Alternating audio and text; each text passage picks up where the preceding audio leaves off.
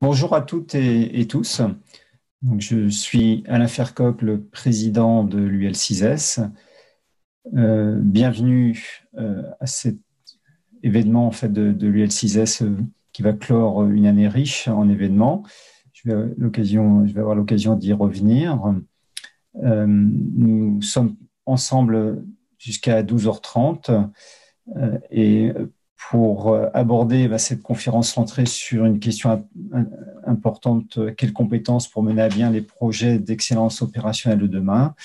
Eh bien, je vais m'appuyer sur différentes personnes, mais avant de présenter le programme ou de rappeler le programme, je vais vous préciser quelques mots sur l'UL6S, qui nous sommes.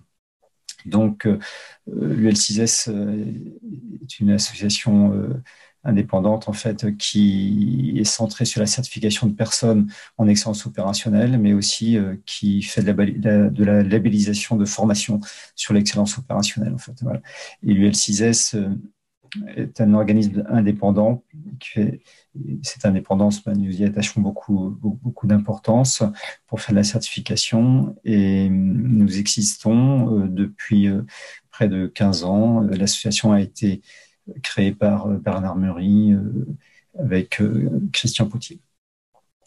Donc voilà, en quelques mots sur qui nous sommes. Alors, cette conférence, pourquoi cette conférence? Cette conférence s'inscrit dans un parcours, le parcours de la data science de l'UL6S qu'on a initié effectivement cette année avec différents événements qui ont jalonné ce parcours. Un premier point, on a voulu diffuser des articles régulièrement. Le premier article, ça a été en juin 2020 et relayé par un second article en août. Et entre-temps, en juillet, on a voulu initier des événements de type conférence webinaire et on avait proposé une première conférence sur le thème de la data analytics qui était une façon d'introduire le sujet de la data science et on avait eu là des interventions de Valeo et de Jimson et de Google et Jeddah. Une deuxième conférence dans le prolongement qui était plutôt sur les dimensions d'architecture de la data avait été portée par Schneider Electric, c'était en septembre 2020. Et on avait annoncé à ce moment-là l'ouverture d'un concours sur la data science. Et nous étions très, très heureux d'être le premier concours sur la thématique, de proposer un premier concours sur la thématique. Et tout à l'heure, on fera un point de conclusion sur ce concours. Donc, ça a été une façon aussi de poser un événement clé dans le cadre de ce parcours. Et aujourd'hui, finalement, on vise à clore ce parcours, pour l'année 2020, sachant que pour nous, ce ne sera pas une fin et je vous en parlerai en conclusion.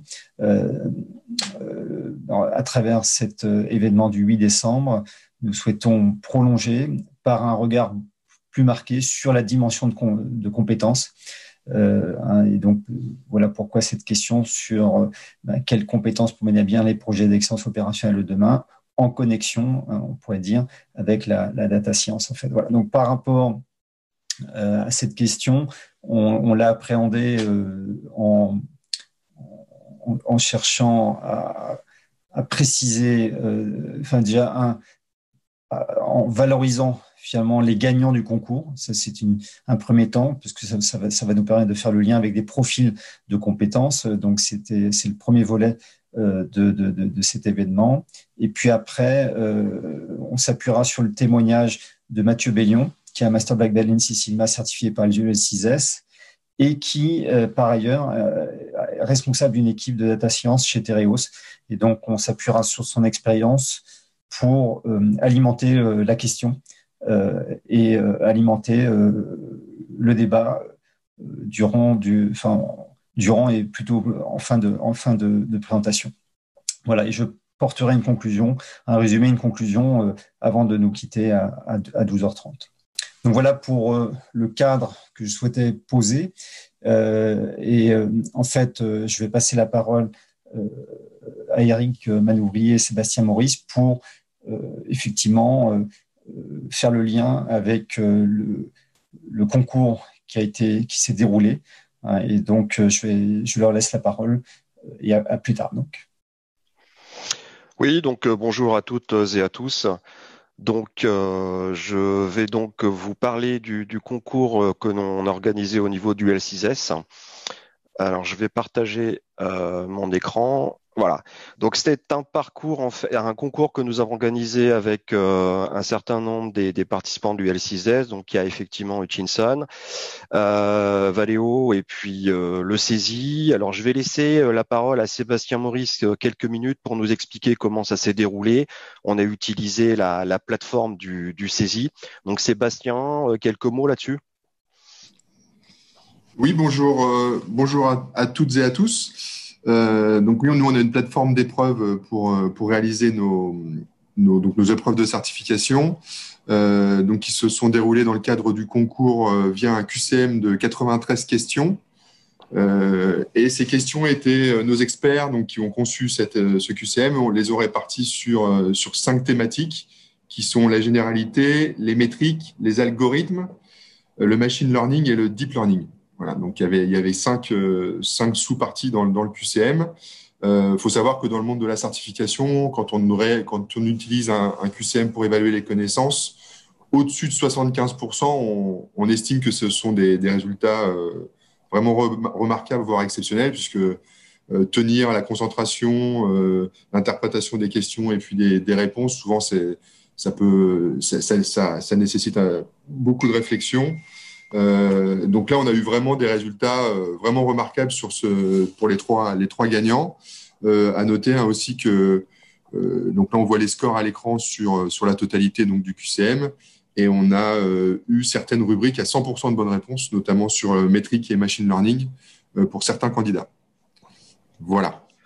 Voilà, merci Sébastien. Donc, alors moi, je tiens vraiment à dire que je suis très honoré d'avoir organisé ce concours, parce que le podium que vous avez aujourd'hui, franchement, c'est le gratin de la data science. Les questions étaient très difficiles. On avait vraiment fait un concours où on voulait sélectionner les meilleurs. Et comme vous pouvez le voir, c'est une fierté pour nous parce qu'on a un podium avec une diversité des genres. C'est-à-dire qu'on a hommes-femmes. Donc ça, c'est quand même une fierté pour nous. C'est vraiment à l'image de la data science en France. On a une diversité générationnelle. On a à la fois, on va dire, des juniors et des seniors. Et puis, on a une diversité sectorielle, industrie-service. Donc, sans plus attendre, je vais laisser la parole à ceux qui ont gagné. Je vais démarrer par Maya. Donc, Maya, je vais te laisser une petite dizaine de minutes. Si tu peux nous parler de ta bio, de ta pratique de la data science, donc pour avoir des résultats. Voilà, je te laisse une petite dizaine de minutes. D'accord, merci beaucoup Eric. Donc déjà, je voulais remercier tous les membres de l'université Lean Sigma d'avoir organisé ce concours et plus généralement pour leur ouverture d'esprit, de permettre à des profils donc un peu peut-être différents de ce qu'on peut voir d'habitude de s'exprimer sur le sujet. Donc je vais commencer par me présenter rapidement et présenter mon parcours. Donc moi, j'ai commencé ma formation dans l'enseignement supérieur par une licence générale en sciences biomédicales à l'université Paris-Descartes, donc où j'ai étudié les outils mathématiques, la chimie, la physique et la biologie pour des applications dans le domaine de la santé et du biomédical de manière générale. Et finalement, après ces 3 années, j'ai voulu poursuivre en me spécialisant plus vers une formation plus théorique. Et donc, j'ai fait un master à Sorbonne Université avec une spécialisation en chimie théorique et modélisation, où j'ai donc découvert lors de ce master des matières comme la thermodynamique statistique, la physique quantique et la programmation. Et finalement, c'est une formation où je me suis vraiment épanouie. Et j'ai vraiment découvert la chimie théorique à travers toute sa pluridisciplinarité, et tous les domaines d'application dans lesquels on peut la retrouver. Et ça, c'est vraiment quelque chose que j'ai apprécié. Donc, à cette époque-là, il n'y avait pas de possibilité de prendre une option en data science. Donc, maintenant, là, depuis 2 ans, ils ont ouvert dans ce master-là, justement, une optionnelle en data science parce que je pense que le corps enseignant a compris la nécessité de former les futurs chimistes théoriciens sur la question de la science des données de manière générale. Parce que finalement, c'est une question qui est cruciale et omniprésente en tout cas en chimie théorique et dans bien des domaines. Et donc, pour revenir à ma formation, donc après finalement ces 2 années, j'ai poursuivi mon doctorat en chimie théorique sur un sujet de modélisation quantique de voies de réduction pour la synthèse de nanoparticules. Donc finalement, j'ai choisi ce sujet parce qu'il avait une forte dimension collaborative et ça, c'était très important pour moi. Donc, j'ai pu collaborer avec des chercheurs qui avaient plein de domaines de recherche différents, si je puis dire, différents du mien. Et aussi parce qu'il y avait un aspect très exploratoire. Donc, finalement, j'avais une grande liberté sur le sujet et aussi donc dans toutes les collaborations que j'ai pu faire. Et donc, pour moi, c'était vraiment, ça m'a beaucoup apporté parce que finalement, d'un point de vue intellectuel, j'ai pu me former à plein de domaines différents. Et pour moi, ça, c'est crucial quand on fait de la recherche et quand on s'investit en sciences. Et du coup, vu que je suis donc plutôt de nature très dynamique et curieuse, finalement, j'ai beaucoup aussi aimé m'investir durant cette thèse dans différentes missions qui étaient moins techniques et un peu plus éloignées de la recherche à proprement parler. Et donc, pendant ces 3 années, eh bien, j'ai donné des enseignements, travaux dirigés à l'université. J'ai aussi participé à l'organisation d'un congrès international de chimie quantique dans ma première année. Et ensuite, j'ai été élue représentante des doctorants de mon laboratoire pendant 2 années consécutives, donc les 2 dernières années de ma thèse. Et finalement, ce poste, il m'a permis de créer une nouvelle dynamique dans mon laboratoire et de découvrir et de développer toutes mes compétences interpersonnelles parce que finalement, c'est vrai qu'on a conscience de ces compétences-là quand on les utilise et quand aussi on nous donne la liberté et la possibilité de pouvoir s'exprimer. Et ça, c'est quelque chose qui a été possible pour moi durant ma thèse et pour lequel je suis très reconnaissante. Et donc, pour l'IA, pour l'IA et la data science, maintenant, c'est des domaines dans lesquels je souhaite m'investir. Je les ai découverts, en fait, je dirais, durant ma 2e année de thèse, donc tout début de ma 2e année de thèse. Parce que, comme je vous le disais tout à l'heure, finalement, la data science, c'est un peu un domaine qui est omniprésent en chimie théorique, c'est-à-dire que toute la question de collecter, de trier, d'organiser et d'interpréter les données numériques, nous, c'est quelque chose qu'on est amené à faire au quotidien, puisqu'on produit de plus en plus de données numériques avec les progrès de l'informatique de nos jours. On a vraiment des possibilités de plus en plus grandes de collecter un grand nombre de données. Et donc, finalement, ces questions-là, ce sont des questions qui sont omniprésentes dans ce domaine de recherche. Et c'est comme ça que j'ai découvert, pour ma part, la data science, puisque dans ma formation, j'avais pas vraiment découvert ni la data science, ni l'intelligence artificielle. Et donc, finalement, j'ai pu me former sur ces questions-là durant ma thèse et continuer là maintenant que j'ai soutenu depuis quelques mois mon doctorat. Donc, ça, c'était pour ma présentation. Donc maintenant, je vais répondre plus largement à la question des compétences d'un data scientist pour des projets en excellence opérationnelle. Donc, je ne sais pas si je suis vraiment la personne la plus adaptée pour répondre à cette question, mais en tout cas, je vais essayer d'y répondre le plus précisément possible. Tu es notre grande gagnante, donc tu as largement les compétences et en plus, tu es humble et enthousiaste, donc on t'écoute. D'accord, merci beaucoup. Donc voilà, donc pour moi, de manière générale, finalement, les compétences d'un data scientist, c'est finalement les compétences d'un scientifique, je veux dire au terme général du terme. Donc parce que toutes les grandes étapes finalement qu'on retrouve dans la gestion d'un projet en data science, c'est des étapes que moi personnellement j'ai pu retrouver durant ma thèse en chimie théorique et que mes collaborateurs qui étaient des chimistes expérimentateurs dans différents domaines en chimie organique, en nanosciences, en chimie inorganique, ils ont eux-mêmes aussi retrouvé quand ils géraient des projets scientifiques, donc en sciences appliquées, je parle pour préciser un peu plus. Et donc, c'est vrai que, par exemple, on est tous amenés à d'abord définir une problématique de manière la plus précise possible. Et on dit souvent en sciences que bien poser la question, c'est souvent une grande partie de la résolution du problème. Et donc, finalement, c'est une étape qui est vraiment cruciale et qui demande une grande ouverture d'esprit, qui demande de s'adapter sur le sujet sur lequel on est, qui n'est pas toujours facile. Et donc, je pense que les capacités d'adaptation et de dynamique intellectuelle sont très importantes, puisque finalement, on voit que les nouvelles technologies sont en constante évolution. Et du coup, il faut être capable, nous, de faire de même de notre côté. Et donc, quand on arrive sur un sujet, c'est pas forcément toujours notre domaine de compétences initiales, mais il faut se former à ce sujet, essayer de comprendre un petit peu au mieux tous les angles du sujet et toutes les difficultés peut-être de la problématique. Et donc, bien cerner le problème, c'est peut-être, je dirais pour moi, l'étape la plus cruciale et qui demande déjà un certain nombre de compétences interpersonnelles assez importantes. Et ensuite, finalement, on va toujours avoir une étape de collection et de nettoyage des données. Donc, en data science, on n'est peut-être pas amené à produire ces données, alors qu'on est peut-être amené dans d'autres domaines comme la chimie théorique, la biologie, à les produire. Mais dans tous les cas, il faut à un moment donné collecter des données d'une manière ou d'une autre. Et ensuite, il faut construire des hypothèses et déterminer des variables explicatives.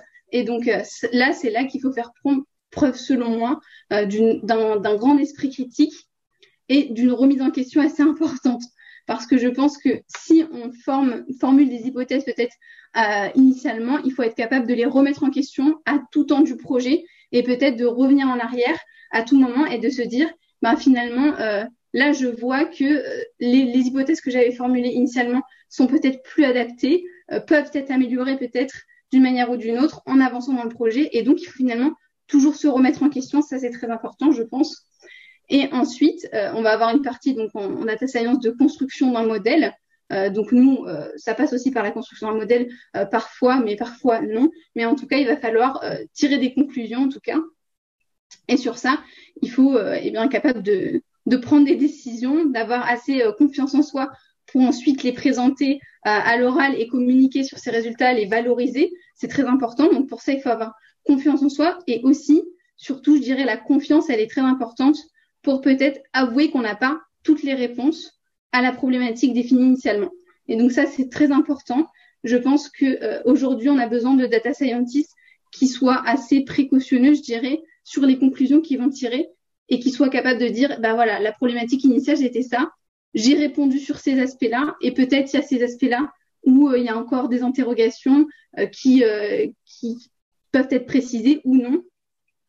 Et donc, finalement, je dirais, dans les conclusions, pour moi, ce qui est aussi important de dire, c'est quels sont les risques peut-être sur les conclusions que j'ai tirées et quels sont les paramètres que j'ai peut-être moins pris en compte ou que les points sur lesquels j'ai pu passer à côté. Ça, c'est quelque chose c'est pas toujours facile de s'en rendre compte, mais voilà, je pense qu'il faut faire très attention à ça parce que sinon, on peut faire une mauvaise manipulation des données, tirer des conclusions peut-être trop hâtives et finalement, je pense qu'aujourd'hui, ça peut avoir un impact plus important que ce qu'on pense, surtout dans le domaine de la data science. Donc voilà, sur ce point-là, je pense que c'est très important. Écoute, merci beaucoup Maya parce que c'était vraiment passionnant. Donc là, tu as fini ta thèse, donc tu as quand même 3 ans d'expérience dans tout ce qui est chimie quantique et c'est à la fois de la R&D, la data science. C'est quoi ton rêve demain? Tu vas intégrer quel type de poste, quelle entreprise? N'hésite pas, il te reste une petite minute. Dis, c'est quoi ton rêve? Moi, mon rêve, c'est de continuer donc dans les domaines de la data science et de l'intelligence artificielle, de m'épanouir dans ces domaines-là, puisque justement la forte pluridisciplinarité que j'ai retrouvée en chimie théorique, je la retrouve aujourd'hui en intelligence artificielle. Il y a plein d'applications possibles et le champ des possibles est tellement vaste que c'est tellement intéressant intellectuellement que moi, c'est ce qui me passionne à l'heure actuelle. Et pour moi, donc, un poste de rêve, c'est un poste à responsabilité où je peux prendre des décisions. Donc, un poste de chef de projet, par exemple, dans le domaine de l'IA et de la data science, c'est vraiment mon poste de rêve, puisque pour moi, j'adore, comme j'ai dit, j'ai adoré aussi m'investir dans des missions qui étaient pas uniquement les missions techniques. Et donc, pour moi, un poste en gestion de projet, c'est un poste qui a toutes ces facettes-là et où je peux vraiment m'épanouir à 100%. Très bien. Il y a l'aspect management, etc., que je trouve très intéressant. Je passe un message à tous les industriels connectés aujourd'hui et vous pourrez retrouver Maya sur notre site. Donc, c'est la phase de transition avec sa thèse. Donc, n'hésitez pas à contacter Maya, disponible pour continuer dans ce domaine passionnant. Et franchement, c'était très enthousiasmant de t'écouter. Eh ben, écoute, merci beaucoup, merci, Maya. Eric. Je vais passer la main à Olivier tout de suite, juste après. Alors, lui, Olivier, il s'est baladé là avec ce concours. C'était un quiz super compliqué, mais il l'a fait en 20 minutes en plus. Moi, j'avais mis 1 heure, mais il a mis 20 minutes. Alors là, c'est du lourd. Olivier, je te laisse pareil te présenter un petit peu au niveau de ton parcours. C'est quoi ta pratique et dans un cadre effectivement de résultats, quelles sont tes préconisations en termes de compétences. Olivier, la parole est à toi. Ok. Donc merci Eric pour cette introduction. Bonjour à tous. Donc avant de commencer, je voulais remercier l'UL6S de m'avoir invité à cet événement sur la data science au service de l'excellence opérationnelle et finalement de m'offrir l'opportunité de partager sur ce sujet avec vous aujourd'hui. Alors je me présente, Olivier Matt, je suis actuellement chef de projet et référent technique en intelligence artificielle dans un département de R&D chez Capgemini. Et plus précisément, en fait, je suis attaché à la branche DEMS pour Digital Engineering and Manufacturing Services. C'est une branche qui est très axée sur l'ingénierie industrielle. Donc j'ai un parcours un peu atypique qui fait souvent sourire les gens que je rencontre et lorsque justement je leur explique un peu mon parcours. Donc après une formation universitaire scientifique, principalement en chimie et physique théorique, j'ai poursuivi sur un doctorat en sciences des matériaux et je suis actuellement dans le domaine de l'intelligence artificielle au service de l'industrie. Donc sinon, on peut dire que j'ai découvert la data science durant mon doctorat. J'ai commencé, je pense un peu comme tout le monde, par des problématiques assez simples, avec des méthodes faciles à appréhender, faciles à comprendre. Donc, par exemple, la recherche de patterns ou de propriétés de matériaux par des méthodes de machine learning, donc comme la régression logistique ou les KNN. Donc, avec ces cas d'application simples, en fait, j'ai tout de suite pris conscience du potentiel qu'offrait la data science pour extraire des informations utiles à partir des données. Quand je parle de données, ça va être des données à plus de 2 ou 3 dimensions, parce que malheureusement, en fait, notre cerveau, il a du mal à se représenter des données en plus de 3 dimensions. C'est du moins vrai pour le commun des mortels, en tout cas. Donc après cette initiation, on va dire, à la data science et au machine learning, j'ai rapidement voulu m'attaquer à des problématiques un peu plus complexes.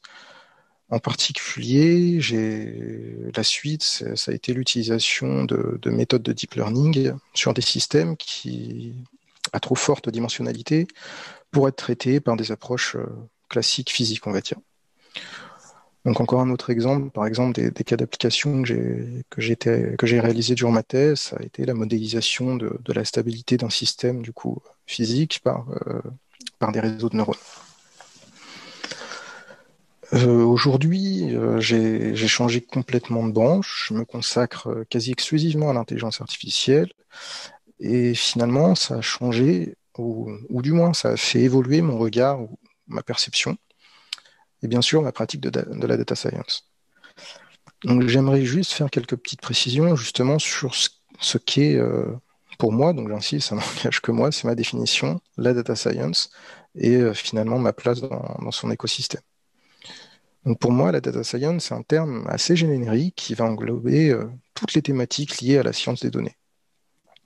Donc c'est un vaste domaine qui englobe la récupération, le traitement et l'analyse de données par des méthodes statistiques. Bon, c'est très à la mode, il y a beaucoup de termes qui ont été développés, data mining, data analytics, data scientist, etc.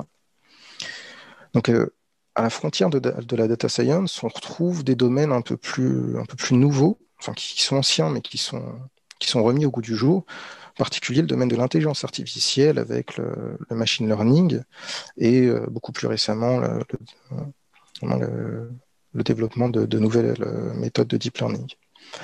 Et finalement, ma pratique de la data science, elle se situe à cette frontière entre la data science et l'intelligence artificielle. Et donc, au quotidien, en fait, j'utilise et je développe des nouveaux algorithmes de deep learning. Finalement, la manipulation et le traitement des données font désormais partie de mon quotidien. Je suis amené à travailler avec différents types de données, des données textuelles, des images, du son, encore des signaux, voilà, beaucoup de types de données différents. Avec toutes ces données, finalement, je suis assez large aussi au niveau des problématiques sur lesquelles j'interviens. Ça va de la régression, la détection, la classification, voilà, beaucoup de thématiques en parallèle. Donc, en plus de la manipulation des données, je passe une grande partie de mon temps justement à explorer, à me tenir à jour sur les différents domaines du deep learning. Donc, ça va de l'apprentissage supervisé au non supervisé, voire de l'auto-supervisé. Des réseaux de neurones, par exemple, régressifs, aux réseaux de neurones génératifs. Donc, là encore, je découvre encore ce domaine, mais voilà, je pense que j'ai une bonne vue de tout ce qui peut se faire à peu près en termes d'algorithmes en intelligence artificielle. Et finalement, c'est bien, je pratique la data science et l'intelligence artificielle au quotidien, mais je viens d'un autre domaine et finalement, je n'arrivais pas à bien situer mon niveau par rapport à d'autres data scientists qui, eux, sont de formation. Et donc, c'est principalement pour cette raison que j'ai réalisé le concours Data Science organisé par l'UL6S. Et donc, me voilà aujourd'hui. Sinon, en ce qui concerne le rôle de la Data Science pour l'excellence opérationnelle, je dirais que finalement, les changements opérés dans notre société depuis le boom d'Internet dans les années 2000, elles placent réellement les données au cœur de notre quotidien. Et ça va affecter aussi bien notre quotidien personnel que professionnel. Donc, parallèlement à ça, il y a eu des avancées scientifiques et technologiques ces 3 dernières décennies, enfin même plus ces dernières décennies, qui ont permis de développer du matériel informatique, du hardware, capable de traiter des quantités de données toujours plus grandes. En particulier avec le deep learning et le traitement d'images, on pense beaucoup à NVIDIA et ses GPU. Plus récemment, avec tout ce qui va être lié directement aux algorithmes de deep learning, à Google et ses TPU. Et finalement, de nos jours, le traitement, l'exploitation et la création de ces données, elles représentent un enjeu majeur pour les entreprises. Mais selon moi, donc encore une fois, c'est ma vision, ça n'engage que moi, c'est si les entreprises elles ont pris conscience de l'importance des données, en particulier en digitalisant leurs process, en acceptant la data science, mais elles acceptent la data science au sens du traitement statistique des données. C'est-à-dire, pour l'instant, l'utilisation d'algorithmes de type deep learning qui prend des décisions un peu de manière autonome, ça reste encore dans une phase d'acceptation qu'il va falloir travailler. Dans un premier temps, on pourrait imaginer, et je pense que c'est ce qui est en train de se passer, d'utiliser des algorithmes un peu d'IA, on les accepte en tant que support d'aide à la décision, c'est-à-dire on propose quelque chose et un opérateur humain va venir valider ou invalider la proposition de l'IA. Je pense que ce qui est en train de se mettre en place, il y a beaucoup de certifications autour de l'IA, donc le temps que tout ça se pose. Dans un second temps, un peu plus lointain, je pense, ça serait accepter justement l'IA en tant que système décisionnaire autonome. Il n'y a plus l'intervention humaine pour valider ou invalider une proposition.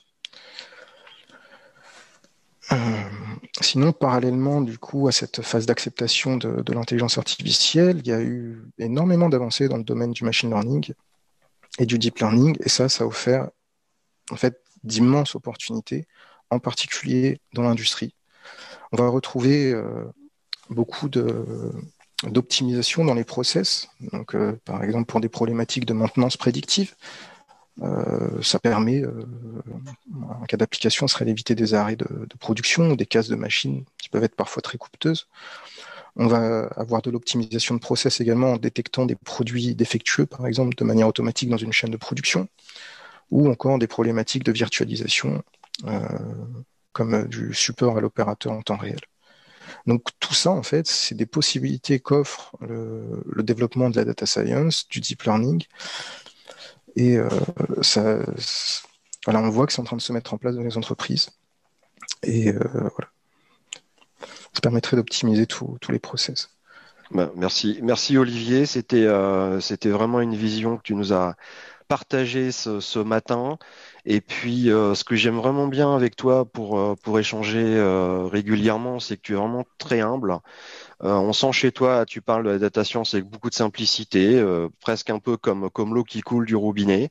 Et d'ailleurs, j'allais presque dire comme un poisson dans l'eau, puisque ta passion, toi, c'est de prendre des photos sous-marines. Là, j'en mets une à l'écran, là, c'est ça, hein. Tu oui, es c'est un ça. passionné de.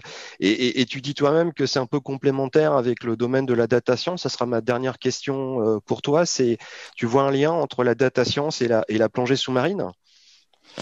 Non, pas trop. Quand on voit les deux poissons, on peut faire le parallèle entre les synapses, les neurones et D'accord, ok. les poissons. Donc on va essayer de pas garder la tête sous l'eau là, et on va accueillir notre. Merci en tout cas Olivier, c'était simple et clair, et j'ai vraiment apprécié ton intervention. On va donc continuer par notre dernier gagnant de ce concours 2020 de la data science. Donc j'accueille Philippe Gauge, et je vais poser donc les mêmes questions qu'aux deux gagnants de tout à l'heure, c'est-à-dire quelle est ta bio, ta pratique de la data science, et quelle est ta vision pour avoir des résultats dans une optique d'excellence opérationnelle. Voilà Philippe, pendant 10 minutes, je te laisse la parole. Okay, merci Eric.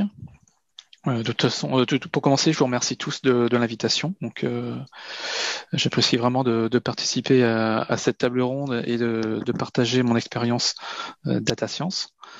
Et je félicite aussi les personnes qui ont organisé ce quiz, parce que franchement, je trouve très intéressant de se challenger régulièrement, surtout dans un domaine data science qui est en constante évolution, où je dirais tous les 6 mois, tous les ans, on a quand même des choses nouvelles qui arrivent. Donc merci pour l'avoir mis en place. Donc je vais commencer déjà par juste me présenter. Donc moi je suis donc Philippe Gauger, donc je suis diplômé donc de l'école d'ingénieur dans l'ENSIETA, donc qui est actuellement l'ENSTA Bretagne. Donc j'ai passé toutes mes études. Du coup, je travaille depuis 20 ans dans le domaine industriel. Donc je travaille dans le domaine de la vibration mécanique, où j'ai en fait réalisé beaucoup de simulations numériques. Donc à mes débuts, donc j'ai démarré par la simulation numérique, et actuellement je suis en charge de la fiabilité, dans des calculs de fiabilité chez Valeo Thermal System, donc système thermique, donc tout ce qui touche au refroidissement véhicule, donc que ce soit l'habitacle avec les climatisations, ou le moteur, les batteries, moteur électrique, moteur thermique. Donc dans mon historique professionnel, donc j'ai été très baigné dans les maths. En fait, je suis un passionné des mathématiques. C'est un peu pour ça que j'ai démarré par la simulation numérique. Et au fil de l'eau, en fait, je suis passé de la simulation numérique à la fiabilité, parce qu'il y a des liens logiques entre ces deux domaines-là. Et avec la tendance, on va dire, du datacentrisme de l'industrie, je me suis orienté en 2015 vers la data science. Alors pourquoi la data science? Mon premier contact, je dirais, mon premier déclic data science, c'était en fait en 2015, où en fait j'ai participé à une conférence de Yann Lequin au Collège de France sur la data science. Suite à cette présentation, le soir même, j'ai installé la plateforme Anaconda sur mon PC et j'ai commencé à faire du Python et du R. Donc c'est très récent, je dirais, cette passion de la data science. C'est très récent, et c'était aussi très tiré par mon expérience professionnelle, dans le sens où donc, dans le domaine de la fiabilité, on travaille énormément sur, on va dire, les retours garantis. Et c'est un domaine dans lequel les données sont de plus en plus omniprésentes. On parle maintenant de millions de données de retours garantis de la part de tous nos clients, et indirectement, ça m'a poussé à intégrer la data science dans mon quotidien. Donc aujourd'hui, en termes d'activité professionnelle, donc je suis toujours en charge de la fiabilité et je suis en train de déployer une sorte de plateforme de data science dédiée en fait aux équipes projets de Valeo Thermal System, afin de pouvoir utiliser toute la puissance aujourd'hui, toute la connaissance que peuvent nous apporter les données en termes de fiabilité, en termes de connaissances techniques sur nos produits. Donc c'est dans ce cadre-là qu'aujourd'hui je manipule la data science. Donc professionnellement aujourd'hui, je travaille avec une équipe de data scientists en France, donc sur la Verrière, donc où est localisé mon centre R&D, et en Inde avec une équipe à Chennai. Donc je fréquente des data scientists à la fois, je dirais, français, indiens, donc ça permet d'avoir aussi un multiculturalisme d'un point de vue data science. Donc aujourd'hui, comment je peux définir, je dirais, les compétences nécessaires pour la data science? La réponse que je vais apporter, c'est vraiment basé sur mon expérience professionnelle chez Valeo en termes de data science. Aujourd'hui, pour moi, la data science, il y a vraiment 3 piliers importants. Le premier, les maths. Je dirais que c'est clair que pour faire la data science, il faut aimer les maths, les statistiques, les algorithmes. Ça, c'est important. Le deuxième pilier, bien entendu, c'est le code. Il faut manipuler, je dirais, savoir manipuler les codes et pas qu'un seul code, plusieurs codes, dépendamment des données qu'on veut manipuler et du volume de données. On va parler de Python, R, Spark, d'autres codes.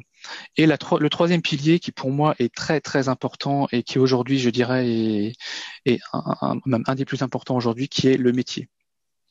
C'est-à-dire qu'on peut faire de la data science, je dirais, en faisant que des maths et du code.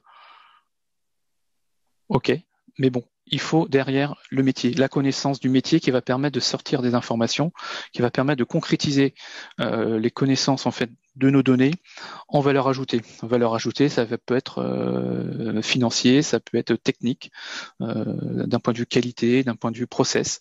Il faut cette connexion entre donc les maths, l'algo et le métier. Ce qui est aujourd'hui, par mon expérience, je trouve, n'est pas forcément toujours mis en avant. Aujourd'hui, ce qu'il faut aussi pour pouvoir déployer et utiliser efficacement la data science, il faut une organisation. Ce qui fait aujourd'hui défaut dans certaines grandes sociétés ou certaines structures, c'est aussi le manque d'organisation structurée et réfléchie autour de la data science. Donc, je pense qu'il y a plusieurs raisons à cela. Moi, j'en vois une indirectement. On peut le voir lorsque vous regardez les annonces, typiquement les offres d'emploi de data scientist. On va demander à quelqu'un de savoir faire l'analyse de données, du codage, du métier, de savoir tout faire. En gros, on cherche le mouton à 10 pattes, on va lui demander de savoir tout faire. La data science, c'est clairement une organisation structurée avec des hiérarchies de métiers. Et c'est aujourd'hui quelque chose qui est déployé dans des grands groupes actuellement, avec qui j'ai pu discuter, mais qui dans certaines entreprises qui démarrent la data science n'est pas forcément automatique. Donc le côté pragmatique business aussi très important. De mon côté, chez Valeo, donc on a quand même plusieurs activités data science. Donc chez Valeo, on développe tout ce qui est voiture autonome. Donc il y a beaucoup d'activités. Il y a même une entité Valeo Intelligence Artificielle qui existe et qui va traiter essentiellement tout ce qui est autour de la voiture autonome. Il y a en gros, je dirais, 2 types de data science à mon goût, à mon avis. La data science plutôt type deep learning, orienté IA, orienté analyse d'image, analyse contextuelle. Je dirais c'est aujourd'hui traité par Valeo IA. Et la deuxième data science, si je peux l'appeler ainsi, celle que je pratique plutôt au quotidien, qui va être plutôt l'analyse de données type machine learning, je dirais avec des algos peut-être un peu moins puissants que les algos de deep learning, mais qui vont nous permettre quand même d'apprendre autour des données, d'utiliser les données pour améliorer nos produits. Et le gros avantage que je vois aujourd'hui à la data science, qui vont permettre de connecter des réseaux. C'est-à-dire qu'aujourd'hui, ce que je vois chez Valeo, c'est qu'on essaye de connecter, notamment chez Valeo Thermal System, des réseaux tels que la R&D, connecté à la finance, connecté à la qualité, connecté au process. On va connecter les données des différents réseaux afin de les faire parler. Ce qui, dans le passé, pour avoir connu une vingtaine d'années chez Valeo ou d'autres grands groupes, n'est pas forcément simple du fait des silos qui sont créés, je dirais, entre services, entre différents types d'organisations. Pour moi, la data science a ce pouvoir de pouvoir connecter les différents métiers et les différents réseaux, ce qui lui donne encore plus de puissance, puisque du coup, elle va permettre d'apporter plus de réponses et plus d'insights, plus de connexions statistiques, d'analyse de data pertinentes, qui vont permettre, parce que le but final d'une entreprise, c'est quand même de gagner de l'argent, qui vont permettre de rentabiliser et d'apprendre encore mieux du produit. Merci Philippe. Oui. Peut-être un mot de la fin, peut-être encore. Non, c'est bon. C'était vraiment bien. Ouais, le mot était vraiment bien choisi. Cette histoire de connexion, c'est d'ailleurs à la une de la revue Harvard Business Review de ce mois. Cette connexion qui va casser les silos. Ceci termine notre podium. Encore bravo à Maya, Olivier et Philippe d'avoir réussi avec brio à la fois ce concours et puis surtout d'avoir fait une intervention qui donne envie de tous s'y mettre. Et je repasse la main maintenant à Alain qui va accueillir notre invité d'honneur pour la suite des événements. Voilà Alain, je te rends la main. Merci Eric. Merci encore à Maya, Olivier, Philippe pour leur témoignage. Et effectivement, j'ai l'honneur d'accueillir Mathieu Bellion, que j'ai pu connaître sur le plan industriel et on a eu l'occasion de travailler ensemble il y a quelques années. Je vais laisser bien sûr Mathieu se présenter. Et il a un profil très riche en fait, et donc Mathieu, durant grosso modo 40 minutes, va nous présenter finalement à la fois son parcours, à la fois son contexte, à la fois un cas d'application pour en dégager quelques éléments clés, effectivement, autour de la question posée, quelles compétences pour mener à bien les projets d'excellence opérationnelle de demain. Donc, je vais laisser la parole à Mathieu. Bonjour Mathieu et bienvenue à cet événement. Merci. En toute humilité, bonjour à tous et je suis ravi de pouvoir échanger avec vous. Donc Alain, effectivement, m'a donné l'opportunité de pouvoir échanger ce matin. Je vais vous expliquer un petit peu. Alors, j'utilise le mot humilité. C'est vraiment je pense, le bon terme, à la fois sur des aspects d'organisation, et j'ai entendu tout à l'heure des mots qui ont fait tilt, mais à la fois sur des aspects d'organisation et de maturité d'un point de vue déploiement data science chez Tereos, et également, et donc vous le verrez par effet de ricochet, je vous présenterai quelques axes de développement des compétences que je suis en train de mettre en place dans le groupe et dans mon équipe pour pouvoir assurer finalement en fait un déploiement à grande échelle, puisqu'aujourd'hui on est au démarrage de cette dynamique. Alors, qui je suis? Alors, j'entendais parler de l'ENSTA tout à l'heure. J'ai eu un vent d'air frais de l'Ouest que j'ai reçu avec un grand plaisir. Je suis brestois. J'ai 48 ans. Ça fait un peu plus de 20 ans que je travaille. Je fais un peu comme Olivier. Moi, j'ai un parcours un peu atypique dans le sens où je suis universitaire, donc je suis pas ingénieur. J'ai suivi à la base un parcours plutôt économique que scientifique ou technique.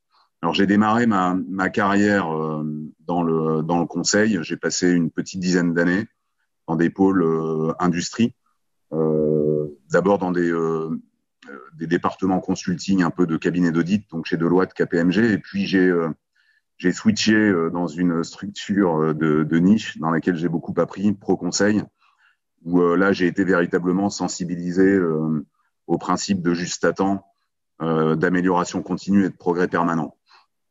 J'ai fait le choix à l'issue de cette dizaine d'années de continuer à faire mon métier de consultant, mais en interne.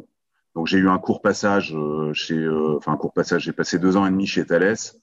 Et puis, de fil en aiguille, j'ai souhaité continuer un peu à approfondir toutes les démarches d'opération, d'excellence opérationnelle, notamment chez Albéa, qui était un spin-off en fait d'Alcan. Je suis resté, donc j'y ai travaillé pendant une dizaine d'années. Je suis à cette époque-là passé à travers entre guillemets la moulinette du Lean Six Sigma, puisque Alcan, au début des années 2000, s'était lancé dans une démarche assez intensive de certification. Donc, j'ai eu la possibilité de passer des certifications sur le curriculum George Group, avec qui Alcan avait contractualisé. Donc, j'ai passé ma certification de Black Belt, puis de Master Black Belt, et j'ai voulu également aller chercher une certification externe, notamment celle de l'université Lean Six Sigma, pour un peu continuer un peu à rester dans une logique de travailleur du savoir. Alors moi, je suis, même si mon parcours universitaire ne le mentionne pas forcément, je suis quand même industriel, puisque ça fait plus de 20 ans que je travaille dans des usines. À l'issue d'Alcan, donc un poste chez Silder où j'ai travaillé sur de la productivité et en appliquant de plus en plus, de manière de plus en plus intensive, des techniques un peu de compréhension et de compréhension des sources de variation. Donc Silder, un groupe américain qui travaille dans l'extrusion, donc des problématiques techniques sur lesquelles, là, pour le coup, j'ai ouvert beaucoup plus le tiroir du Six Sigma que celui de l'organisation et du Lean. Et je travaille depuis maintenant 2 ans et demi chez Tereos. Donc j'ai pris d'abord un poste, j'ai pris une création de poste de directeur d'amélioration continue, puisque vous verrez que Tereos est un vieux groupe et une vieille industrie et qui aujourd'hui est en pleine mutation. Et une vieille industrie process, industrie lourde, où les problématiques de maîtrise et de contrôle de la variation sont la clé de voûte finalement de la performance opérationnelle. Donc c'est la raison pour laquelle assez rapidement en fait j'ai switché de l'amélioration continue vers la data science en recrutant une équipe. Voilà. Alors Tereos, très rapidement. Donc Tereos, on est le 2e groupe sucrier mondial. On fait à peu près 5 milliards de chiffre d'affaires. On est également, on a une position dominante sur les marchés de la protéine et de l'amidon. On est localisé un petit peu partout dans le monde. On a 48 sites industriels dans à peu près une petite vingtaine de pays. La spécificité de Tereos, c'est que c'est une coopérative. C'est la plus grosse coopérative française, ce qui veut dire que nos fournisseurs sont nos actionnaires. On a 12 000 associés coopérateurs un peu partout, donc je vous le disais en France, mais également en Asie et dans l'océan Indien. On sert 2 marchés. Un premier marché qui est le marché du B2B, donc les grands industriels, type Coca-Cola, dans l'agroalimentaire, pour faire globalement simple, mais aussi dans le pulp and paper et dans la chimie. Et puis, on a également des marques commerciales qu'on trouve dans les grandes surfaces, que j'imagine vous connaissez. On parle de Béguincé, on parle de La Perruche ou Blonvilliers, et puis des marques qui sont un peu moins connues des Français, mais extrêmement présentes à l'étranger, notamment Guarani au Brésil, quelques marques également en Angleterre. Alors, pour revenir un petit peu sur Tereos, Tereos, en fait, c'est une vieille industrie, le sucre, qui aujourd'hui traverse une grosse période de mutation, puisque peut-être que certains d'entre vous ont entendu parler de la fin des quotas dans le monde du sucre, fin des quotas les quotas qui se sont arrêtés fin 2017 et qui ont abouti à une régularisation, enfin une libéralisation plutôt du marché du sucre, avec une augmentation significative de la concurrence. Ce qu'il faut que vous compreniez, c'est que cette fin des quotas était une véritable révolution, et on est passé d'une logique quelque part de volume traité pour pouvoir transformer nos matières premières en sucre. Donc, en l'occurrence, si on prend l'exemple de la France, on parle de betterave, puisqu'on fait du sucre à partir de betterave. Donc, on est passé d'une logique de tonnes de betterave écrasées à une logique d'euros par tonne. Donc, ça a été une véritable révolution que d'apporter des métriques et des drivers économiques dans le pilotage quotidien de nos activités. Donc, pour accompagner un peu cette mutation, le groupe s'est lancé dans une démarche d'excellence opérationnelle en mettant en place une organisation type amélioration continue ou animation de la performance qui a débuté en 2018, et ça a été l'objet justement de mon recrutement. Et on est aujourd'hui dans une phase d'accélération, puisque vous comprendrez tout à l'heure que une sucrerie, c'est quelque part un peu une raffinerie. Donc on parle d'industrie véritablement lourde, avec une problématique d'analyse de données qui est extrêmement forte.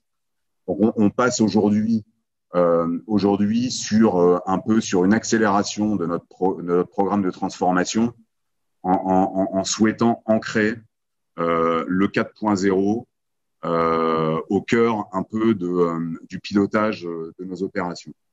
On a des objectifs qui ont été communiqués assez largement à l'extérieur.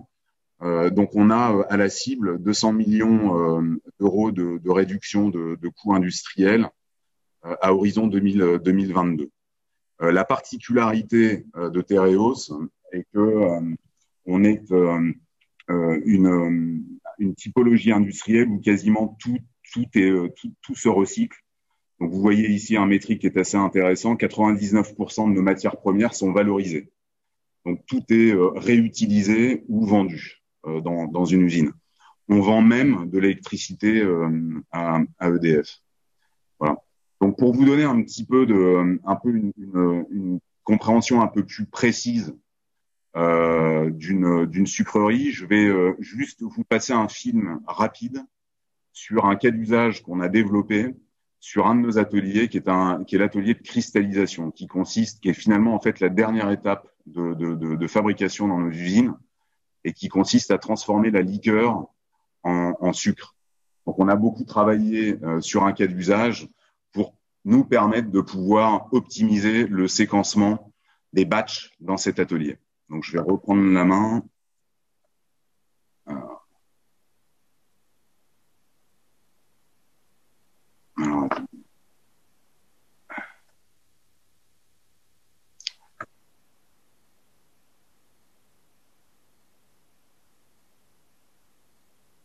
est-ce que vous voyez mon écran? Oui, très bien. Vous voyez le film? En fait, on voit le même écran que précédemment, mais sans le film particulièrement. D'accord, donc je vais reprendre la main.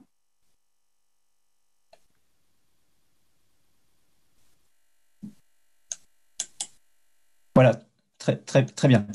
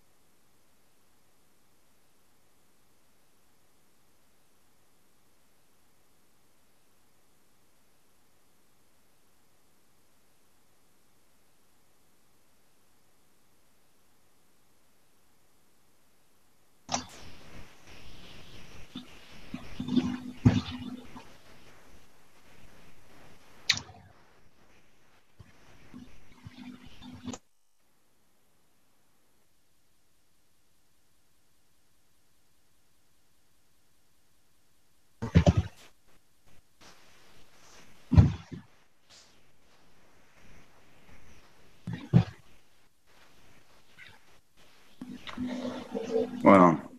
Alors,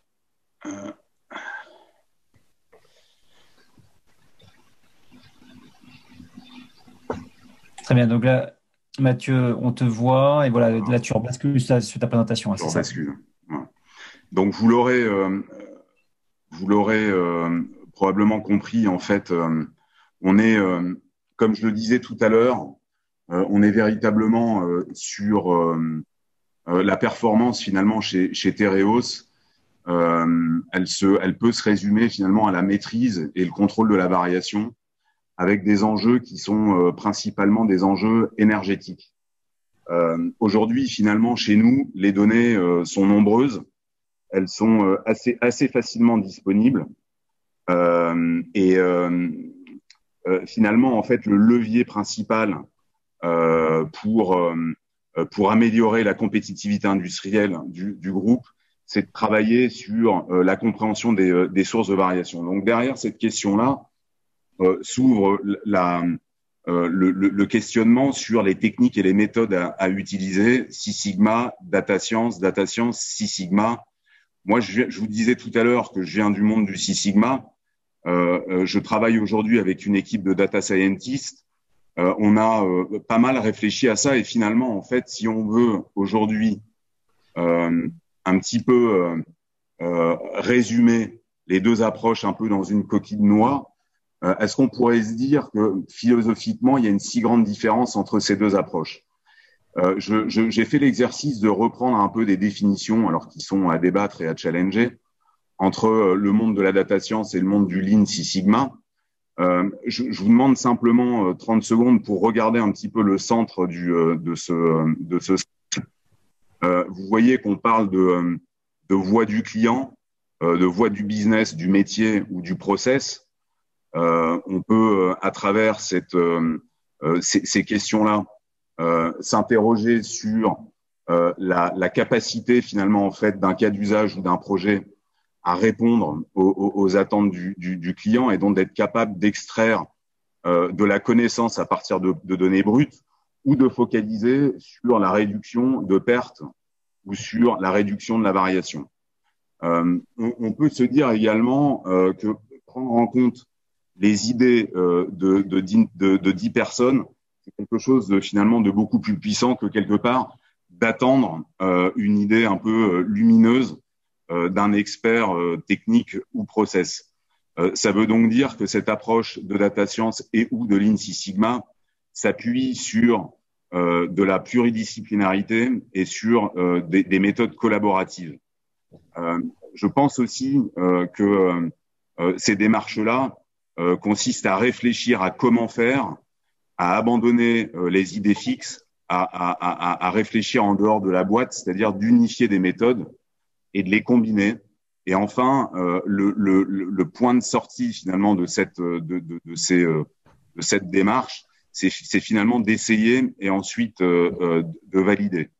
On a donc bien d'un côté finalement, en ce qui concerne l'approche Lean Six Sigma, une volonté de ne pas chercher la perfection, mais de s'inscrire dans une logique de progrès permanent, gagner 60% maintenant, versus l'approche data science qui consiste à construire des cas d'usage autour du MVP, du minimum viable product. Donc, que devons-nous construire en premier? Philosophiquement, donc pour moi, il n'y a pas une si grande différence entre ces deux méthodes. Finalement, la différence, elle est, de mon point de vue, beaucoup plus technologique. Aujourd'hui, on s'aperçoit que on a une révolution en termes d'usage. On est tous alimentés, abreuvés de mails, d'informations de manière quotidienne. L'envolée des données, je fais le lien avec la révolution de l'usage, c'est à peu près la même chose. L'extraction des données. Est-ce qu'aujourd'hui on parle de données, d'informations? Ce sont des questions que les data scientists doivent se poser. Un autre rapport avec l'informatique. On a une demande aujourd'hui croissante de puissance de stockage et on s'aperçoit qu'aujourd'hui l'obsolescence est extrêmement rapide. Ce qui nous amène aujourd'hui à constater, à observer une baisse de prix exponentielle et c'est la raison pour laquelle aujourd'hui énormément de de projets, ou c'est la raison pour laquelle les projets aujourd'hui de data science passent à travers la mise en place de couches technologiques. On parle du cloud et on parle de l'open source. On loue aujourd'hui des technologies à des majors de l'IT type Google, Amazon. Donc les leviers aujourd'hui pour moi sont les leviers qu'on peut lire traditionnellement, hein, le volume, la variété, la vitesse et la recherche de vitesse et de vélocité, puisqu'aujourd'hui on a des clients qui sont de plus en plus exigeants et ce qu'on recherche c'est de l'information pertinente.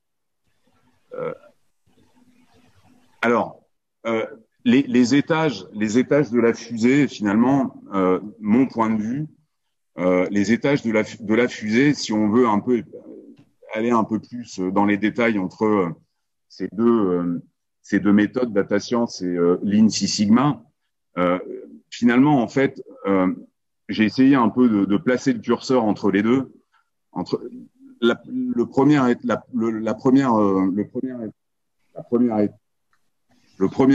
de la fusée consiste finalement à comprendre, découvrir, explorer et évaluer. Pour moi, le curseur est à peu près central, médian entre une approche data science et le Lean Six Sigma. Traiter un volume de données, c'est grosso modo pour moi à peu près la même chose également dans la façon d'adresser la problématique. Traiter un volume très important de données. Là, aujourd'hui, on switch plus quand même sur le monde de la data science plutôt que du Six Sigma, et je vous expliquerai pourquoi est-ce que je place le curseur plutôt du côté de la data science que du Six Sigma sur le traitement important de volume de données. L'analyse de la variété de données, que ce soit dans le cadre d'un cas d'usage ou d'un projet Six Sigma, de toute façon, on cherche à analyser et à comprendre. Par contre, analyser une variété très importante de données, là, je pense que ça tombe plus dans l'escarcelle de la data science. Mettre les informations en mouvement, et ça, c'est quelque chose qui est, à mon sens, extrêmement, c'est un critère différenciateur entre la data science et le Six Sigma, dans le sens où, pour moi, un projet traditionnel de Six Sigma est finalement en fait quelque chose qu'on peut résumer à un diagnostic ou en tout cas une analyse qui est plus statique. La data science aujourd'hui nous permet de pouvoir mettre en action quelque part des solutions et de mettre sous contrôle de manière dynamique les sources de variation que l'on a pu observer à travers le cas d'usage. Pérenniser le changement. Pour moi, en tout cas dans la formation reçue par un black belt ou un master black belt, je pense que la sensibilité à la notion de pérennité est probablement peut-être un peu plus forte,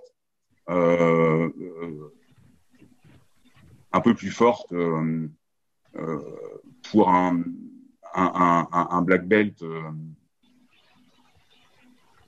Que pour, en tout cas, dans la démarche et dans la méthode, en tout cas, enseignée dans le cadre d'un cursus de Six Sigma. Alors, la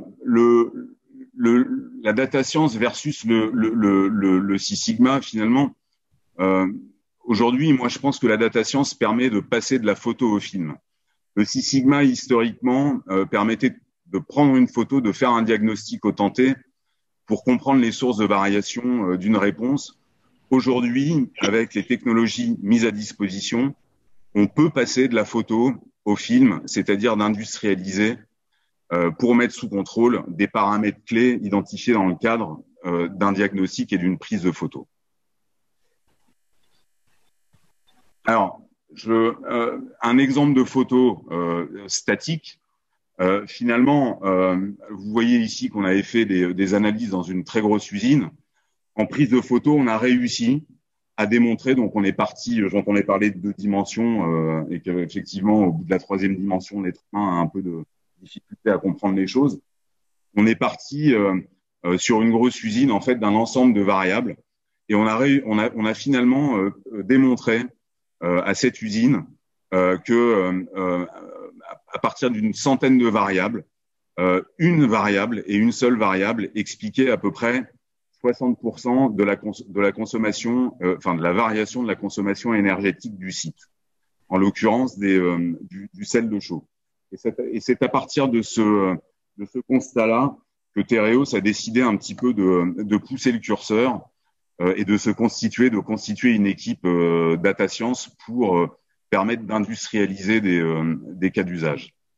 Donc les limites du Six Sigma aujourd'hui, finalement, en fait, du POC ou de la proof of value au développement, prototypage, à l'industrialisation, à la mise en production, finalement, le Six Sigma, les approches traditionnelles de Six Sigma s'arrêtent finalement, comme je disais tout à l'heure, à la prise de photos, donc à la proof of value.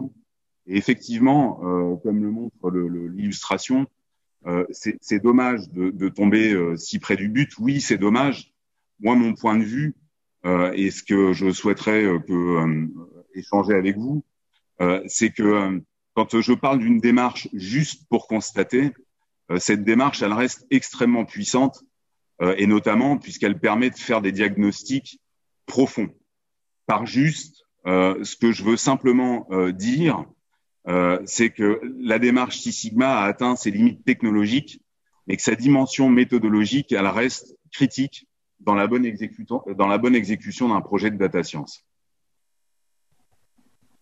Alors, le cycle de vie traditionnel d'un cas d'usage, vous le connaissez, je passe très rapidement dessus: comprendre, collecter, fiabiliser, analyser, déployer, maintenir.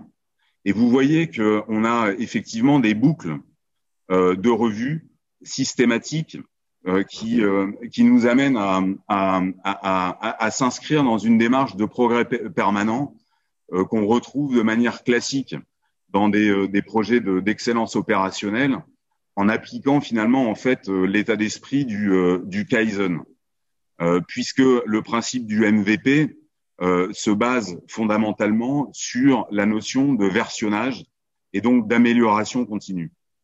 On est sur une logique de développement qui est dynamique des cas d'usage. On part du MVP et puis, sous forme de sprint et ou de Kaizen, on versionne et on améliore la solution. Derrière cette méthodologie, il faut mettre en place une organisation. Donc, on ne va pas, personnellement, enfin du côté de Tereos, on réinvente pas la roue. On base finalement en fait cette démarche sur 4 fondamentaux organisationnels: les compétences, la gouvernance, les process et l'architecture. Donc l'organisation, nous on a mis en place une gouvernance classique sous forme de comité de pilotage mensuel et de comité opérationnel hebdomadaire pour suivre l'avancement de nos cas d'usage.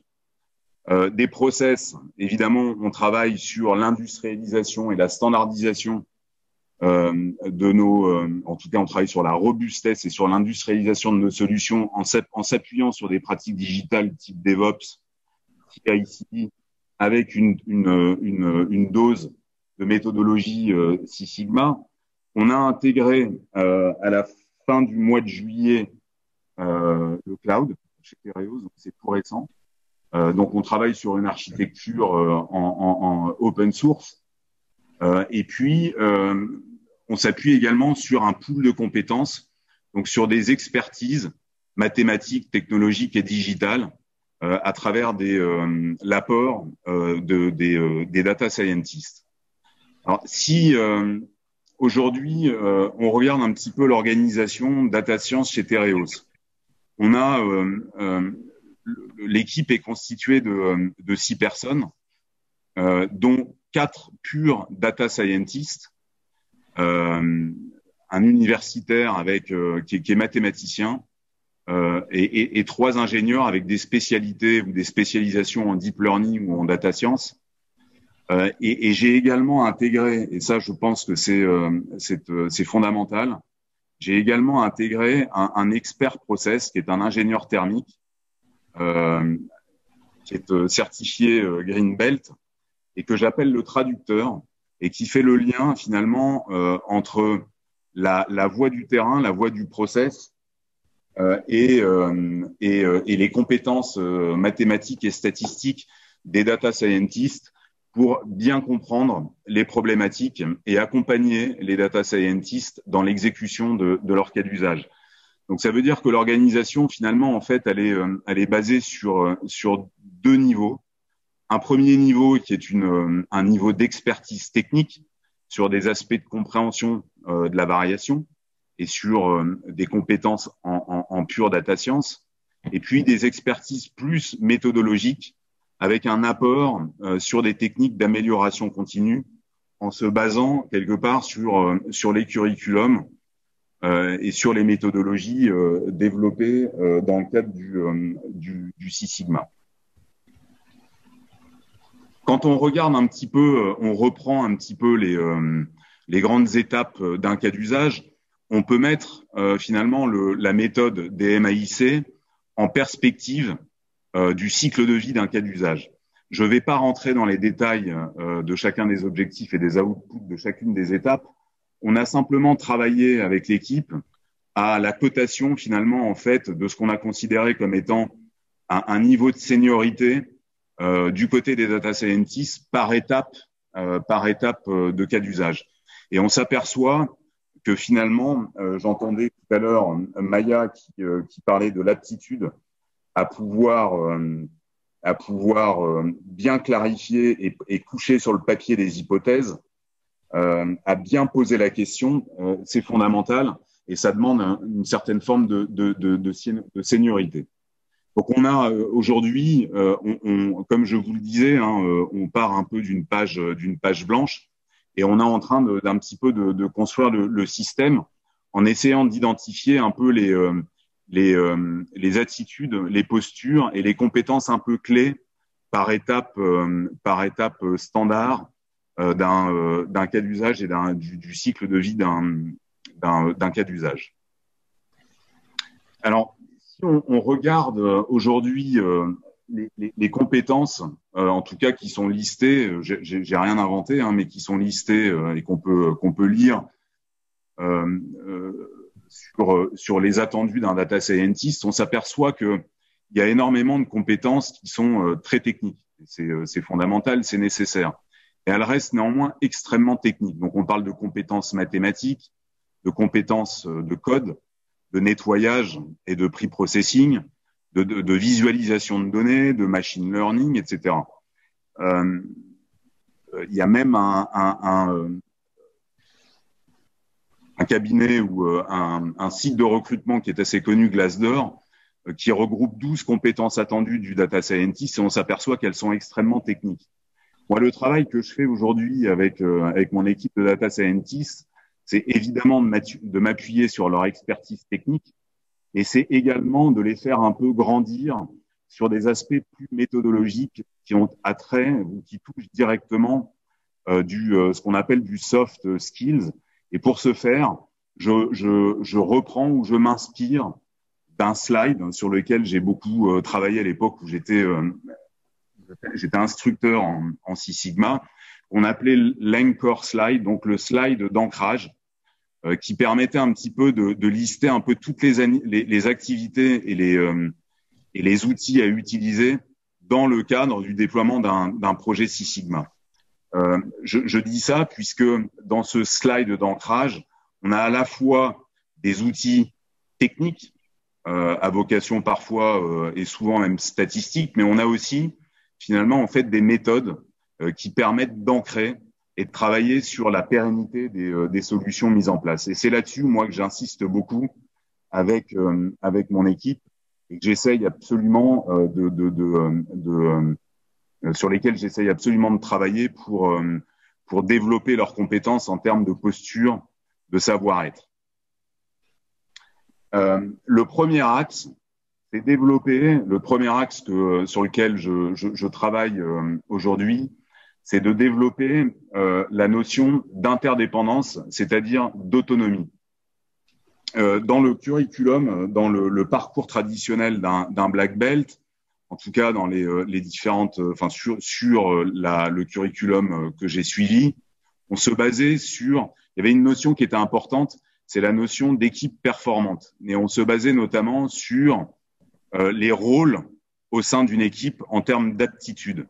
On se basait sur l'approche qu'on appelle Bell-Bean. Alors, je ne sais pas si certains d'entre vous connaissent le Bell-Bean.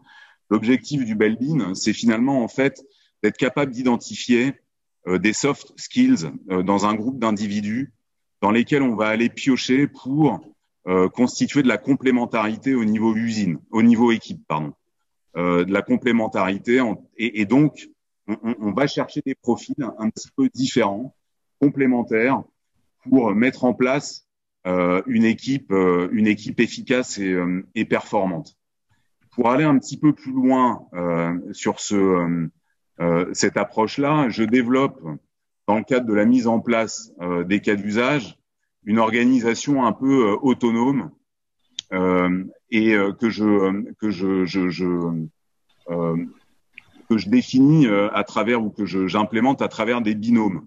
Donc on a, en me basant sur le principe d'équipe autonome. Donc on a systématiquement, quand on développe nos cas d'usage, je crée des binômes avec un team leader par cas d'usage, donc un data scientist et un homologue qui travaille avec lui en plaçant finalement le traducteur au centre un peu en tant qu'animateur et avec son apport et ses connaissances process en tant qu'animateur au centre un peu de cette organisation et je fais en sorte de faire tourner les data scientists sur les différents cas d'usage de telle façon à ce que je développe les compétences de chacun sur des problématiques qui varient en fonction des objectifs de cas d'usage. On a mis également en place, et ça vous devez également être familier avec ce genre d'outils, on a mis en place un suivi et un pilotage projet sur du flux tiré, du Kanban. Donc on travaille sur une solution qui s'appelle Trello.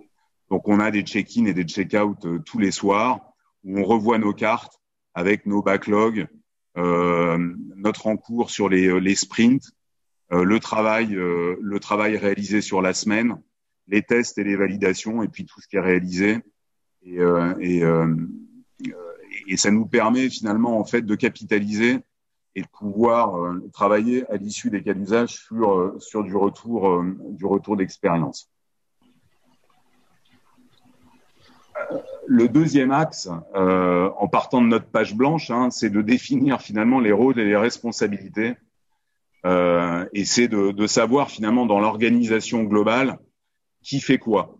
Donc de manière extrêmement simple, en me basant, puisque je crois moi à la méthode des MAIC, donc en me basant sur cette démarche-là, on a listé un ensemble de rôles et de responsabilités attendus par tâche ou par étape projet, en construisant classiquement un RACI, ce qui nous permet au démarrage d'un cas d'usage de bien cadrer les attentes et les niveaux d'engagement attendus par chacune des parties prenantes aux initiatives que l'on lance en interne. Le troisième axe, j'étais totalement d'accord avec ce que disait Maya pour reprendre Boileau, ce qui se conçoit bien s'énonce clairement, ce qui veut dire que un problème bien posé est un problème à moitié résolu. Là aussi, moi, je standardise et je standardise au maximum. On travaille beaucoup sur la standardisation de chartes ou de mandats d'engagement. Et notamment, on a développé, et j'ai développé, et je pousse énormément, et c'est devenu maintenant un prérequis fondamental, ce que j'ai appelé des fact sheets, qui sont des standards. On démarre systématiquement par la revue des potentiels de réduction de coûts. On enchaîne ensuite sur un deuxième slide qui finalement en fait est une espèce de micro-charte projet et qui synthétise un petit peu la problématique. On standardise un peu une revue au niveau du fonctionnement et des étapes de nos cas d'usage, ce qui nous permet dans le cadre de comités opérationnels de prendre des actions correctives ou en tout cas de piloter à la semaine l'évolution des étapes au regard des objectifs de livraison. Et puis derrière également, on se sert de ces documents-là comme des documents de communication et d'information qu'on enrichit au fil de l'eau, notamment à travers des analyses descriptives au démarrage du cas d'usage pour mettre en exergue un petit peu les sources de variation constatées. Si je pousse le curseur un petit peu plus loin, une fois qu'on démarre nos cas d'usage… Je me permets juste d'intervenir, ouais. Il nous resterait 3-4 minutes, hein, voilà, donc j'essaie de réguler en fait le reste. Très bien. Donc on développe également des formulations littéraires avec leur pendant mathématique, ce qui nous permet de bien formaliser avec le terrain les besoins des cas d'usage et derrière de travailler sur l'aspect technique en termes de développement. Également, on met en place, alors je pense que d'un point de vue compétence, ce qui est fondamental, c'est de rendre visibles les flux. Donc là également, on standardise des outils type Key Process Input and Output Variables. Donc on va lister pour l'ensemble des processus les différentes métriques et les différentes données disponibles manquantes ou à améliorer dans le cadre de l'exécution des cas d'usage. Dans le cadre du monitoring également, moi je promeux au maximum le fait de rendre visible un peu les étapes. Alors ici, vous avez des exemples sur les entraînements des algorithmes, et on essaie de rendre visible les étapes de nos cas d'usage. On travaille également sur le monitoring, évidemment, et en standardisant au maximum les technologies utilisées. Je forme les data scientists à de la résolution de problèmes. Donc là, j'ouvre un petit peu le tiroir du Lean, mais on fait en fait de la formation spot et continue et par tiroir, de telle façon à ce que derrière, on puisse développer des AMDEC et être capable de mettre en place des boucles de contre-mesures rapides et les plus efficaces possibles. Aujourd'hui, je travaille également sur des checklists. Alors ça, c'est en cours de réalisation. Et puis enfin, un axe qui consiste également à fixer un peu le cap et à travailler un petit peu sur l'aspect déploiement.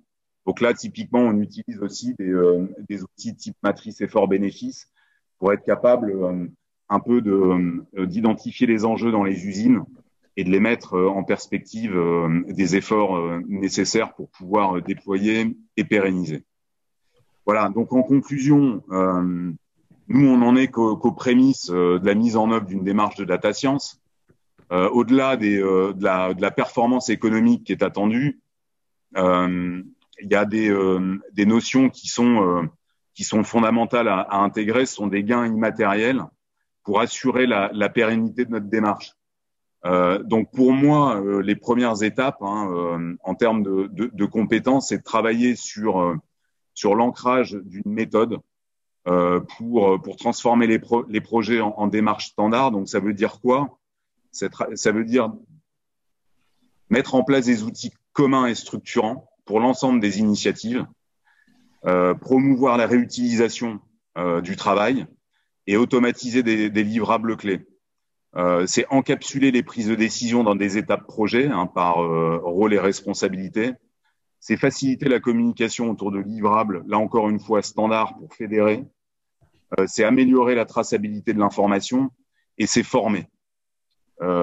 Les prochaines étapes aujourd'hui, à partir d'aujourd'hui, ce sera de travailler plus sur véritablement du soft skills et de travailler un petit peu avec la direction générale pour diffuser un peu la culture de la data science dans l'organisation en m'appuyant classiquement un peu sur les grandes briques du changement, c'est-à-dire la vision, quelle organisation, quel process, quelle structure, enfin quel type d'appropriation mettre en place, qui former et comment développer, quelle reconnaissance, et puis derrière, in fine, mettre en place des boucles de contrôle et des plans d'action pour maintenir la dynamique. Voilà. Je vous remercie de votre attention et si vous avez des questions, je suis à votre disposition. Très bien, merci Mathieu pour cet exposé qui, somme toute, très équilibré, où tu as fait le lien avec ton expérience à la fois en Six Sigma et effectivement une expérience plus récente, mais quand même somme toute conséquente en data science en fait, et dans le prolongement une réponse relativement éclairée et équilibrée en termes de compétences pour les profils de data scientist que tu manages en fait. Voilà. Je vais porter juste une conclusion comme c'était prévu dans le cadre de cette conférence, mais peut-être au regard des chats, est-ce qu'il y aurait une ou deux questions? On peut prendre une ou deux questions en tant que telles. Et là, je laisse peut-être la main à Georges pour remonter, pour évoquer une ou deux questions auprès de soit de Mathieu ou peut-être d'un intervenant précédent. Et après, je porte la conclusion. Est-ce qu'il y a une ou deux questions ciblées? Oui, alors il y a une question qui vient d'être posée. Utilisez-vous des plateformes de data comme DataIQ? Je crois que c'est le nom de la plateforme. C'est une question plutôt vers Mathieu? Oui. C'est une question qui a été envoyée à tout le monde. D'accord. Qui a été posée juste récemment. Ensuite, il y a une autre question qui est pareille à Mathieu. C'est pour Mathieu. Il y a Florent Padois qui effectivement évoque plutôt une question pour Mathieu. Donc peut-être Mathieu s'il peut prendre cette question. Et puis une deuxième. Et après, je conclurai. Alors, nous, on a intégré le cloud en milieu d'année. On a une plateforme, bien entendu, on a contractualisé avec Microsoft. Donc, on est sur Azure.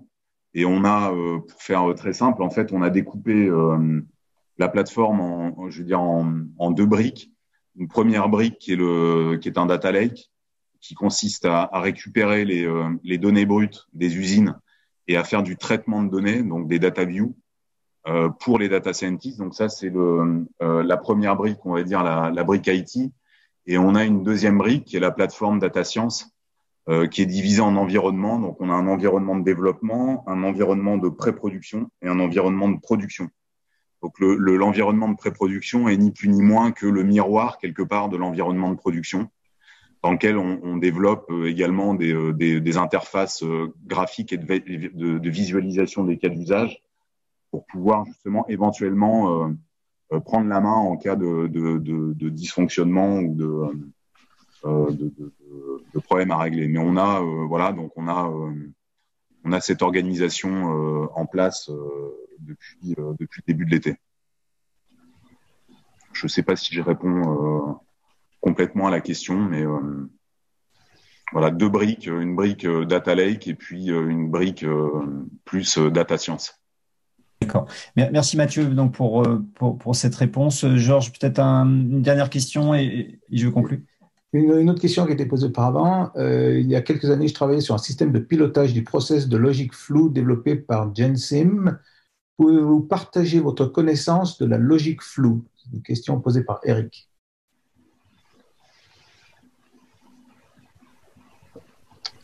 À Mathieu. Personnellement, non. Ce que je peux simplement vous dire, c'est que sur l'exemple que je vous ai montré là sur la cristallisation, faut que vous sachiez qu'on a modélisé le processus de cristallisation, qui est un processus qui est extrêmement consommateur d'énergie et qui crée de gros appels de vapeur, peut avoir tendance à pénaliser un peu le reste des ateliers. Donc je peux pas répondre à cette question parce que je connais pas le système dont la personne parle. Ce que je peux simplement vous dire, c'est que cet outil à la cristallisation consiste à faire du cadencement et du séquencement de batch. Donc on est sur du pilotage sur du pilotage d'exécution, sur de l'ordonnancement. Voilà. Et on s'est un petit peu renseigné, on s'est aperçu que dans le monde du sucre, aucun outil sur étagère n'était disponible, n'existait. Donc on a vu par contre qu'il y avait énormément de papiers qui avaient été faits dans le cadre de recherche par des universitaires, mais rien de concret et de disponible. Donc je pense qu'on est côté Tereos probablement un peu des pionniers dans le cadre de la mise en place de cet algorithme. Très bien. Mais merci Mathieu. Et Georges, parce que je disais que c'était la dernière question, mais il me dit qu'il y a une dernière question et peut-être ça permettra d'en rester là et je prends une minute pour conclure. Alors, Georges, peut-être, effectivement. Oui, alors la dernière question qui vient de Uvelu Bachu. Pour les entrepreneurs débutants avec peu de maîtrise de ces outils, que conseillez-vous afin de mieux intégrer les data science dans son style de management?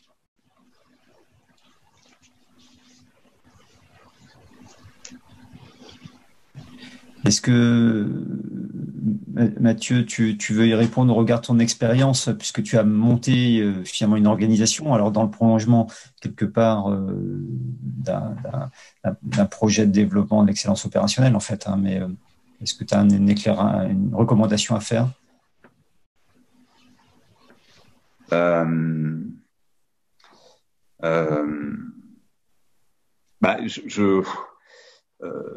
Pour une personne non experte, enfin, je pense qu'on est sur des métiers qui sont de toute façon qui font appel à de l'expertise. Je veux pas systématiquement. Enfin, je connais pas un peu le contexte de la personne contexte professionnel de la personne qui pose cette question. Ce que je peux vous dire, c'est que pour aligner finalement, en fait, chez Tereos, pour aligner pour intégrer quelque part le métier des data scientists dans un contexte industriel et notamment auprès des usines, des directions techniques d'usines et des ingénieurs process, pour faire monter en compétence les ingénieurs process et les directions techniques, personnellement, moi, je m'appuie sur, comme je le disais tout à l'heure, sur du développement de compétences à travers des briques de curriculum en Six Sigma. Voilà. Et je pense que le Green Belt est une très bonne formation qui permet de donner un premier bon vernis sur des aspects de compréhension de la variation. Voilà. Donc je ne sais pas si je réponds à la question, mais en tout cas la voie vers laquelle on se dirige nous en interne, travailler un peu sur l'émulation entre les data scientists et le terrain, c'est de développer la sensibilité et les compétences techniques au sens variation du terme du terrain à travers des briques de curriculum que j'aurais tendance à aller piocher dans la partie Green Belt. Voilà. Très bien. Très bien, merci Mathieu pour ce point de vue. Peut-être là on dépasse un peu le temps, donc je vais chercher à conclure très vite. L'idée, pour conclure, un point de synthèse avant de remercier tout le monde, bien sûr, c'est que j'ai noté finalement par rapport à la question posée, quelles compétences pour un data scientist en fait, c'était des compétences somme toute équilibrées et que ça passait peut-être plus par une organisation que par un profil qui détiendrait toutes ces compétences, mais j'ai noté finalement des dimensions très scientifiques de maths, de la codification, mais également aussi de la connaissance du métier. Je pense que là, on voit bien que la composition d'équipe apparaît, et à travers les propos de Mathieu Bellion aussi, toute cette dimension soft skills, un peu comme on l'a intégré aussi dans toute la logique de certification en Lean Six Sigma, en fait, puisque c'est une dimension qui est intégrée dans la norme et auquel on attache beaucoup d'importance sur les évaluations. Et donc, cette compétence soft skills qu'il ne faut pas oublier, Mathieu l'évoque grandement. Donc voilà, donc une certaine complémentarité par rapport à cette question posée. Mais je note aussi qu'il y a beaucoup de chemin à faire pour continuer à progresser sur les pratiques et donc sur le développement de compétences des profils. Pour finir, je voulais remercier tous les intervenants. Pour la partie préparation et animation, je pense à Eric, Sébastien entre autres, mais également tous les intervenants et Maya, Olivier, Philippe et bien sûr Mathieu qui nous a relaté une expérience opérationnelle qui était extrêmement intéressante. Donc merci, à très bientôt. Peut-être un mot pour introduire le fait que derrière tout notre sujet de compétences autour de la data science, on ouvre un projet de certification sur le domaine. Et ce sera sans doute un prochain rendez-vous pour 2021, un éclairage autour de ce point clé pour nous, puisque nous sommes un organisme de certification et on souhaite ouvrir sur la notion de certification de compétences en data science. En fait, voilà. Donc, à très bientôt. Bon après-midi à tous et à très bientôt. Donc, au revoir.